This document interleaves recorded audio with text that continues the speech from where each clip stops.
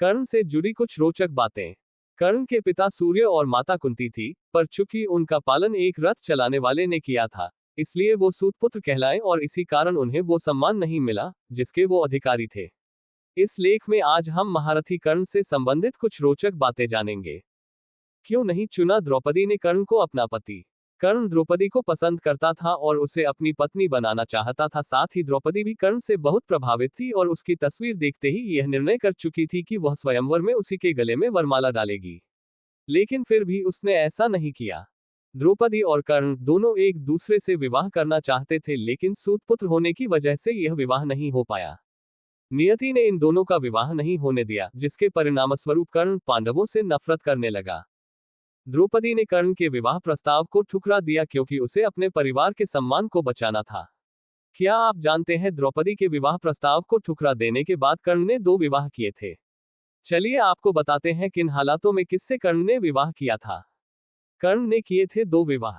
अविवाहित रहते हुए कुंती ने कर्ण को जन्म दिया था। समाज के लांछनों से बचने के लिए उसने कर्ण को स्वीकार नहीं किया। कर्ण का पालन एक रथ चलाने वाले ने किया, जिसकी वजह से कर्ण को सूतपुत्र कहा जाने लगा। कर्ण को गोद लेने वाले उसके पिता आदिर्थ चाहते थे कि कर्ण विवाह करे।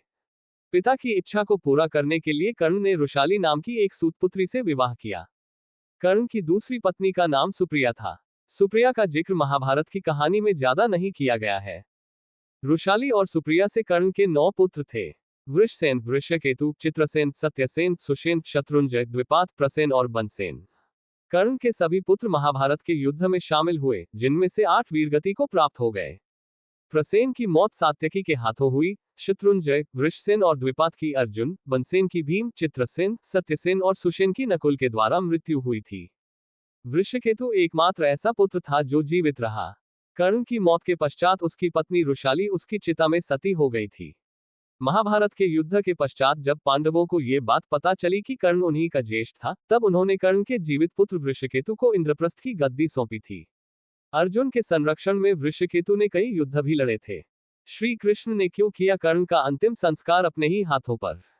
जब कर्ण मृत्युशैया पर थे तब कृष्ण उनके पास उनके दानवीर होने की परीक्षा लेने के लिए आए।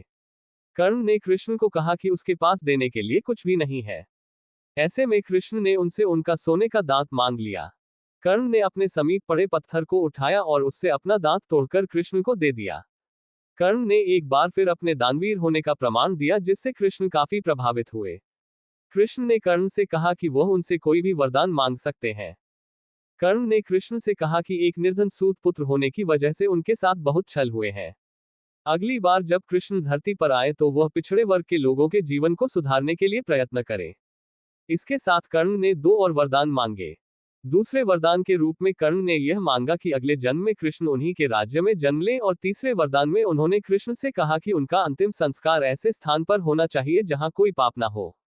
पूरी पृथ्वी पर ऐसा कोई स्थान नहीं होने के कारण कृष्ण ने कर्ण का अंतिम संस्कार अपने ही हाथों पर किया। इस तरह दानवीर कर्ण मृत्यु के पश्चात साक्षात वैकुंठ धाम को प्राप्त हुए।